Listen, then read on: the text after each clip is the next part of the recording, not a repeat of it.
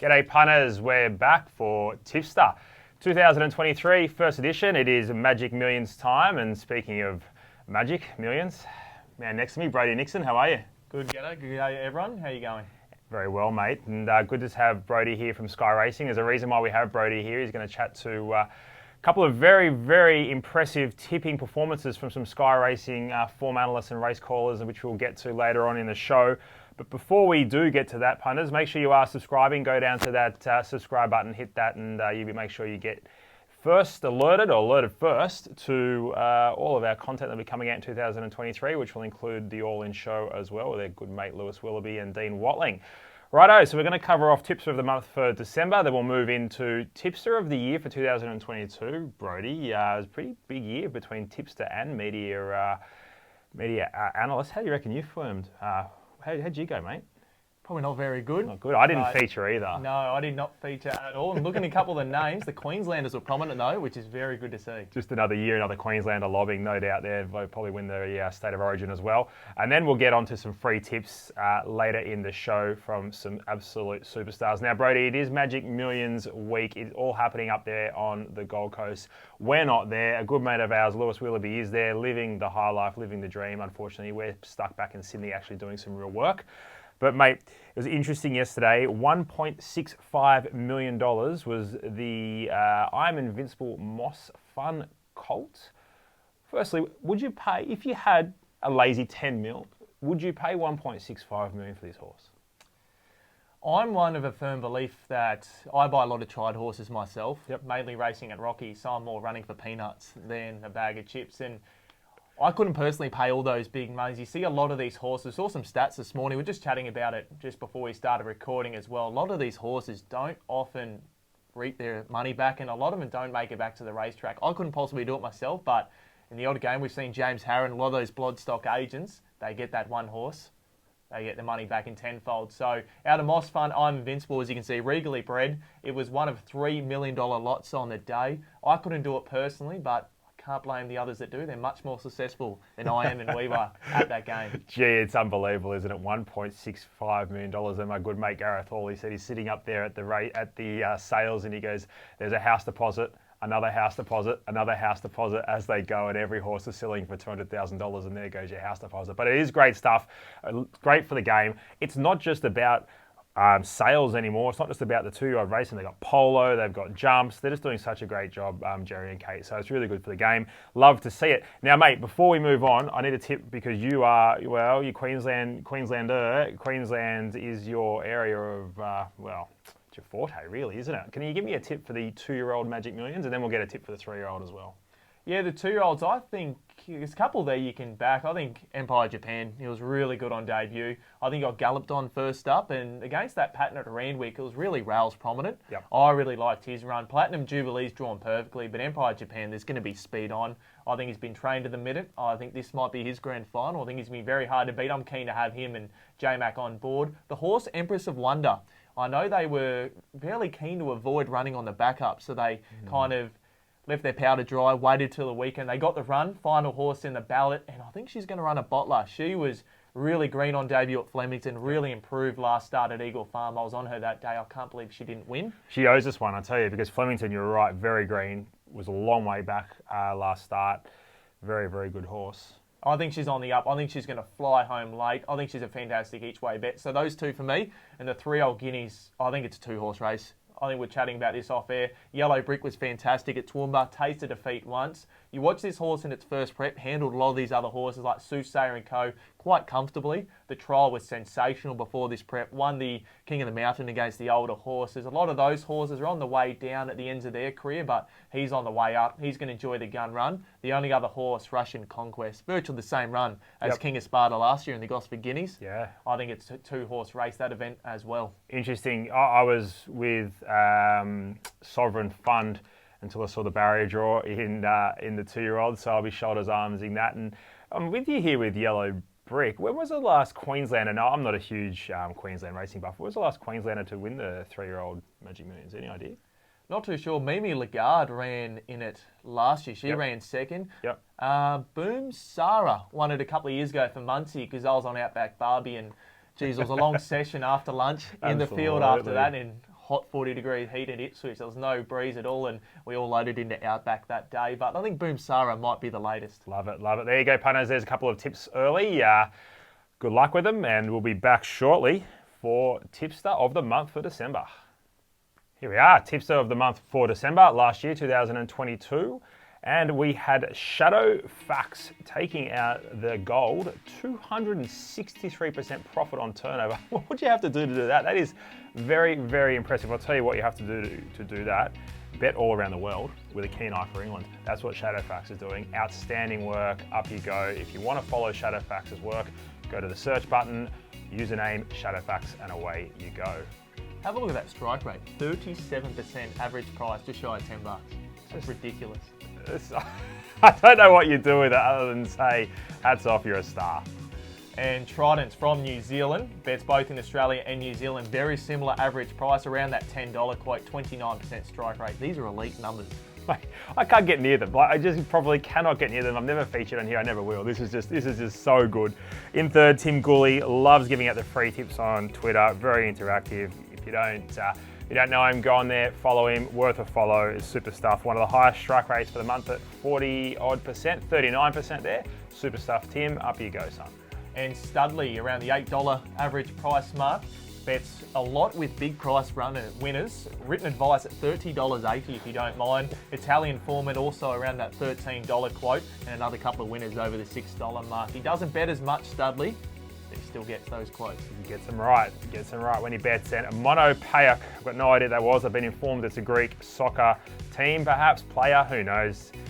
Absolutely no idea, but you tips like absolute superstar. 85% profit on turnover, average price just around that $5 mark.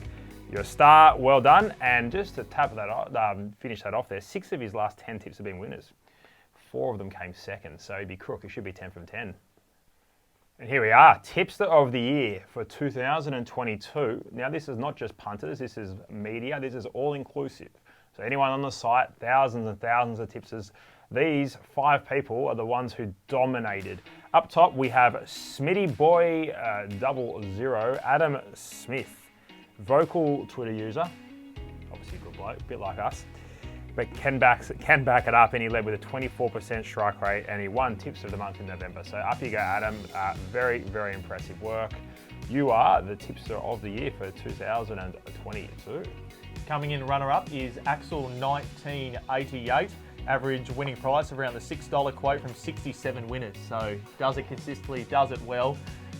Check this out, just shy of $10,500 cash profit for the year on the tipping machine. Fill up. Axel, very good. Axel, yeah, time's up your stakes, son, you're flying.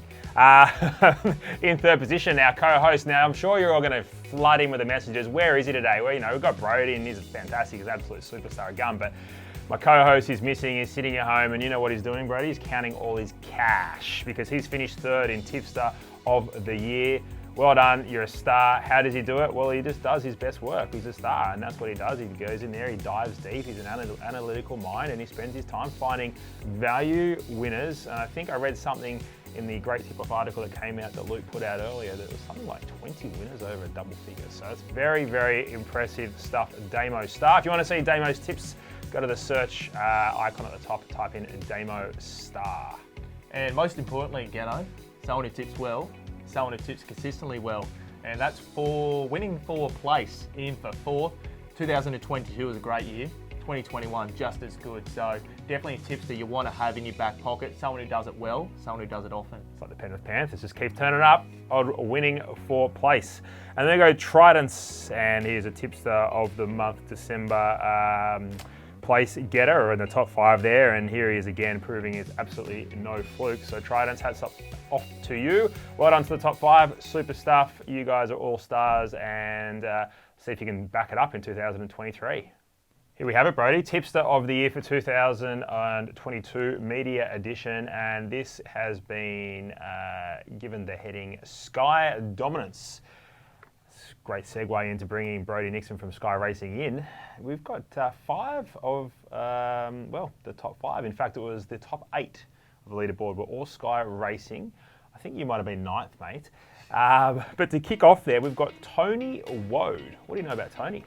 North Queensland tipster, Michael Charge knows this fellow very well. And what's important to note with these tipsters dominating, a lot of race callers as well. They know their area, they know their jurisdiction, they see these horses going around a lot, and I think that's something really important when it comes to punting in general, is finding those horses you know, sticking to your area and becoming almost an expert in those sort of areas. And when you go really far, you can kind of get bitten in the bum a few times, can't you? Well, mate, without a shadow of a doubt, and I think, we've been doing this show for nearly 2 years, and I think the one thing that you can highlight, those who've been watching the show, all 5,000 of them, would be that the guys and girls that are coming out on top are the ones that are very much targeting a region, and they're very much focused on, as you said with Tony, North Queensland or on a very specific area, and they're the ones that prove to be most fruitful. So Tony Woad, you're a star media tipster of the year, goes to you. And you want to find them at Townsville especially lethal there at Townsville. That's the go. David McCarthy in second position. He ended 2022 with a wet sail, Brodie. In New Zealand, absolutely airborne. 4 winning months in a row, over $4,000 in profit for his followers. So David McCarthy, 2022, finished airborne. Maybe one for these early Saturdays markets while you wait for the first at Flemington and Randwick. A couple in New Zealand followed David in. We've all been there, punters. If you're sitting there at 9 a.m. and you've already found a winner at Richmond Straight, you can head over to the search panel, type in David McCarthy, and you'll see we'll be able to pick up something of what he's found in. Where do we go, mate? Far Lap Raceway, places like that. I was asking you before. I said, is that a trotting? And you've nearly given me a backhand. He said, mate, pull your head in. That's a racetrack. In third position, we have Jared Wessel, who's a man of many talents. Horses, greyhounds, and harness. Very profitable in horses and greyhounds specifically. Emerging young caller. I think he's one of the best in Australia, to be honest. Yep. He's a local Bundaberg boy and Leviathan owner.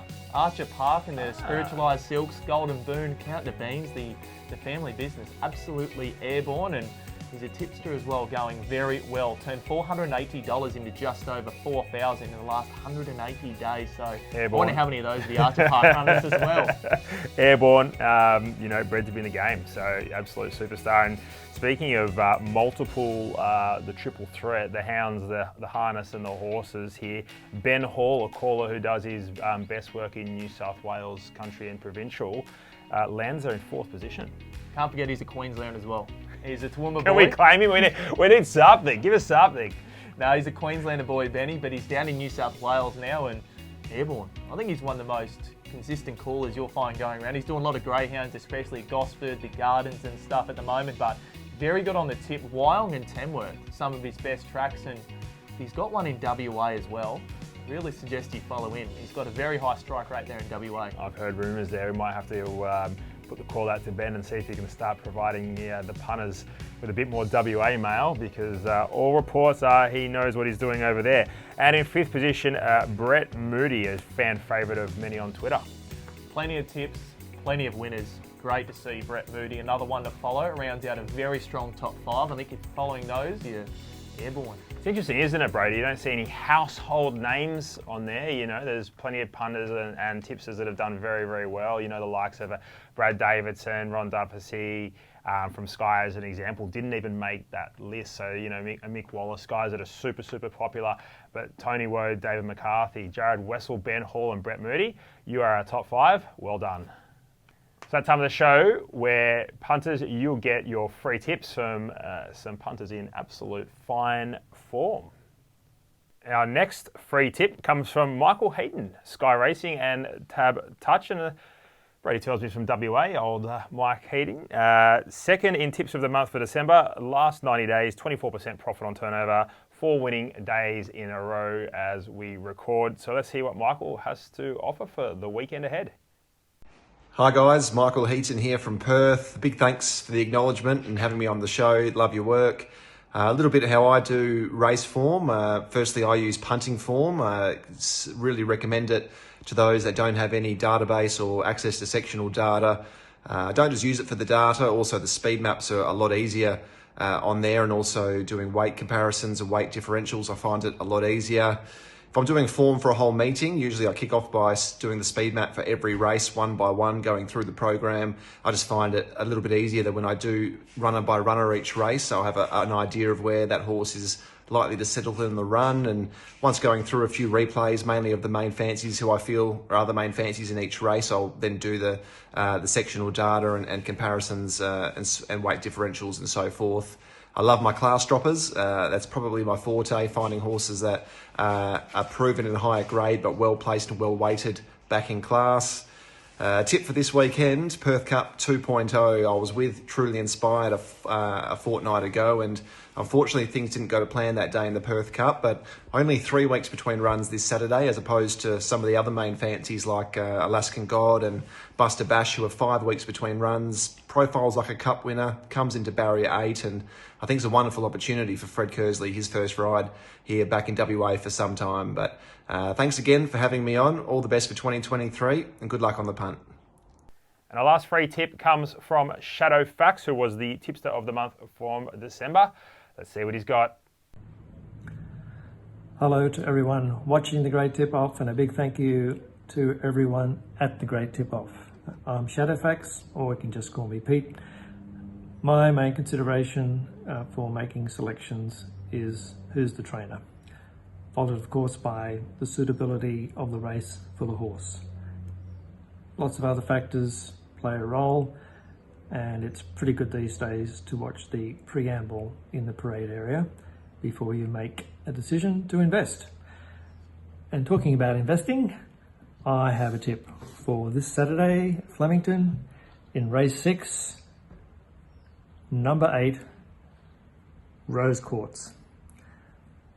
I think everything lines up for Rose Quartz to perform very well in a very even race, and right now it's at a very good each way price.